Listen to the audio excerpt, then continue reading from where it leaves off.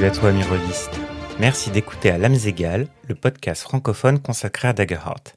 Je m'appelle Pierre, je suis maître du jeu et joueur depuis plus de 5 ans dans divers systèmes de jeu jusqu'à ce que je tombe amoureux de Daggerheart. Dans cet épisode, je vais détailler les classes et les domaines des personnages pour que tu puisses facilement choisir ce qui t'intéresse pour l'aventurier de tes rêves. Il existe, au moment où j'enregistre cet épisode, 9 domaines dans le livre des règles. Il existe également un 10e domaine en bêta dans le Void, une section dédiée aux nouvelles classes et capacités disponibles sur le site de Daggerheart. J'entrerai en détail sur tout ce qui est actuellement dans le Void dans un prochain épisode. Un domaine est en fait un domaine de compétences, un ensemble de capacités qu'un personnage peut avoir en fonction de sa classe. Chaque domaine a son propre thème, et les capacités seront très liées à ce thème. Chaque domaine a 3 cartes de compétences de niveau 1. Et ensuite 2 cartes de compétences à chaque niveau jusqu'au niveau 10. Comme un personnage commence avec 2 cartes de niveau 1, puis une carte à chaque niveau, même en se limitant à un seul domaine, il est impossible de prendre toutes les cartes d'un même domaine. Cela peut sembler frustrant de ne pas pouvoir exploiter au maximum un domaine, mais ça permet de créer facilement des variations de personnages. Je ne vais pas faire un cours de maths, mais même en se limitant à un seul domaine, les combinaisons de cartes sont presque infinies. Je vais te décrire les caractéristiques de chacun des 9 domaines de Daggerheart. L'arcane est le domaine de la magie innée, qui vient du plus profond de l'être.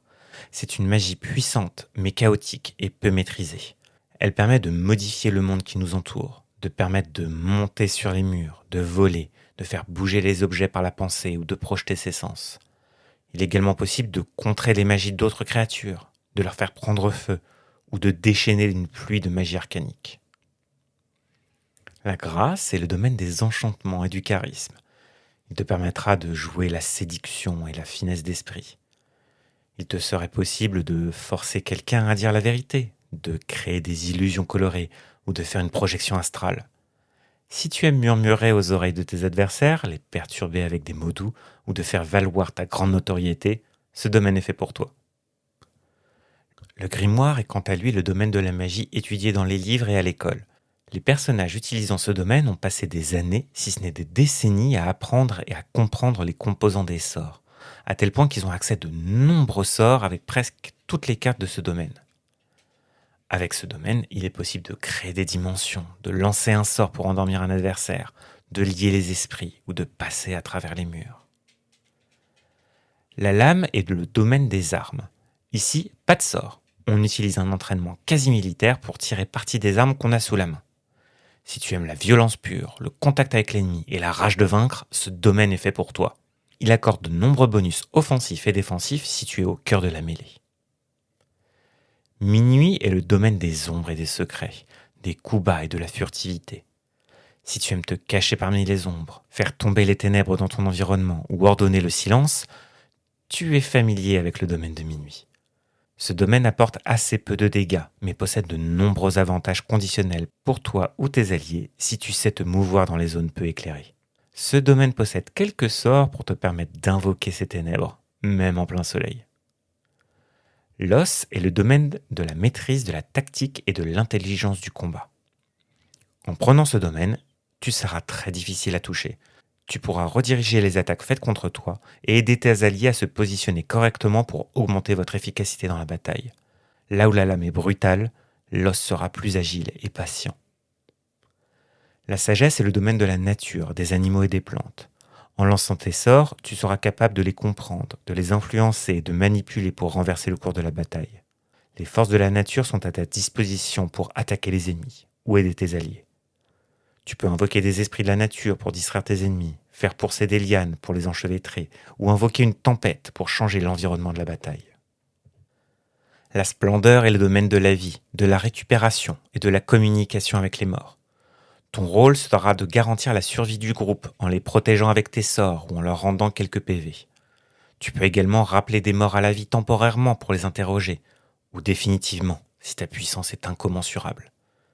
Tu es également capable d'appeler les forces supérieures pour te guider dans ta quête, ou guider ta main au combat. Enfin, la vaillance, domaine de la protection physique, du courage et du secours. Pas besoin de sort pour t'interposer entre la lame de l'ennemi et tes alliés. ton armure sera ta plus grande force et tes alliés pourront compter sur toi pour se reposer. Tu pourras même te passer d'armure si tu renforces ton corps à l'extrême. Tant que tu es debout, l'ennemi pourra difficilement s'en prendre à ceux que tu défends. Pour obtenir une classe à partir de ces 9 domaines, il faut en choisir 2. Ils représentent l'essence même de la classe et la quasi-totalité de ses capacités. Il existe actuellement 9 classes dans le livre de règles, et 4 nouvelles classes sont déjà disponibles dans le Void. Sans entrer dans les détails, en utilisant toutes les combinaisons de 2 domaines, en incluant celle qui est dans le Void, il est déjà possible de créer 45 classes différentes. Donc si vous voulez vous faire plaisir et que les 13 classes disponibles ne vous satisfont pas complètement, vous pouvez inventer vos propres classes. Comme on l'a fait pour notre actuel play d'ailleurs. Mais jouer avec les 9 classes de base apporte déjà un grand nombre de possibilités de jeu. Je vais te lister ces 9 classes et leurs caractéristiques, mais je ne rentrerai pas dans le détail complet de leurs capacités et de leurs sous-classes. Je ferai un épisode dédié à chacune d'entre elles. Commençons par le barde, qui est une classe utilisant les domaines de la grâce et du grimoire. Un barde est une personne qui peut raconter des histoires et est habitué à être le centre de l'attention pour captiver une audience et utilise sa présence pour manipuler les foules. Le barde peut être un grand support, à la fois dans les parties narratives mais aussi dans les combats. Chaque mot qu'il prononce peut changer le cours de la partie. Le barde utilisera son trait de présence pour lancer ses sorts. Le druide est la classe qui utilise les domaines de l'arcane et de la sagesse. Il utilise le trait d'instinct pour lancer ses sorts qui viennent de son propre être, comme de la nature environnante. Il sera souvent très proche de la nature, des animaux et des plantes. Il peut même changer son propre corps pour prendre une forme de bête et retourner la situation. Le gardien est la classe maîtrisant toutes les armes et les armures, mais il ne peut pas lancer de sorts. Il utilise les domaines de la vaillance et de la lame pour s'assurer d'être en première ligne au combat. Il a été entraîné pour être une machine à tuer, un soldat sur un champ de bataille, et il n'oublie jamais ses alliés, car il sait que la force du nombre est essentielle pour gagner la bataille. Le rôdeur, quant à lui, utilise les domaines de l'os et de la sagesse.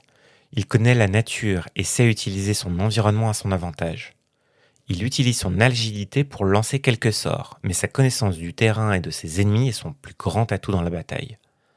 Fin tacticien, certains préfèrent se battre seuls, tandis que d'autres choisissent un compagnon animal pour les accompagner dans leurs aventures.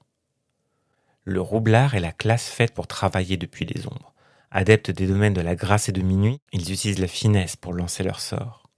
Que ce soit pour crocheter ou pour manipuler leurs adversaires avec de belles paroles, les roublards sauront être efficaces tout en faisant preuve de discrétion. Certains profiteront des ombres pour se déplacer rapidement sans être vus, tandis que d'autres auront les connexions nécessaires pour faire pencher la balance lors des négociations. Le séraphin est la classe de la justice divine.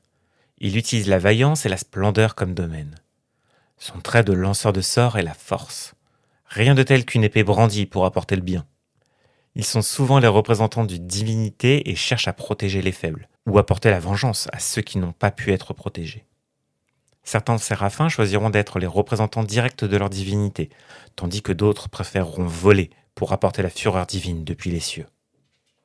Les ensorceleurs sont des mages innés. La magie coule dans leurs veines de génération en génération.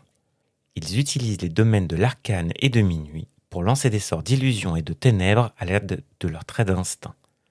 Ils sont capables de sentir la magie autour d'eux et de canaliser la magie pure. Certains peuvent maîtriser les éléments tels que l'air, l'eau ou le feu, tandis que d'autres apprennent à maîtriser leur magie pour augmenter leur versatilité au combat. Le guerrier est le maître tacticien sur le champ de bataille. Il s'est entraîné toute sa vie pour maîtriser les domaines de la lame et de l'os. On le retrouve souvent dans les hauts grades de l'armée, mais certains aiment partir à l'aventure en quête de nouvelles sensations. Pas de sort pour eux. Leurs connaissances de leurs armes et des tactiques de combat sont suffisants pour prendre l'avantage. Certains seront plus une inspiration pour leurs camarades, tandis que les autres seront de vraies machines à tuer. Voilà, je t'ai fait une rapide présentation de chacun des domaines et de chacune des classes de Daggerheart pour te donner une petite idée de ce que tu pourrais jouer. Bien entendu, libre à toi de trouver une nouvelle classe si tu en as envie, mais les classes de base sont déjà très puissantes et très amusantes à jouer. Dans le prochain épisode, je continuerai l'explication de la création de personnages avec les ascendances et les communautés. Et cette fois-ci, je rentrerai un petit peu plus dans le détail. J'espère que cet épisode t'a plu. Si c'est le cas, n'hésite pas à le partager et à laisser un commentaire, et à t'abonner si ce n'est pas déjà fait pour ne rater aucun épisode de À l'âmes égales. À bientôt, et que tes prochains jets soient pleins d'espoir.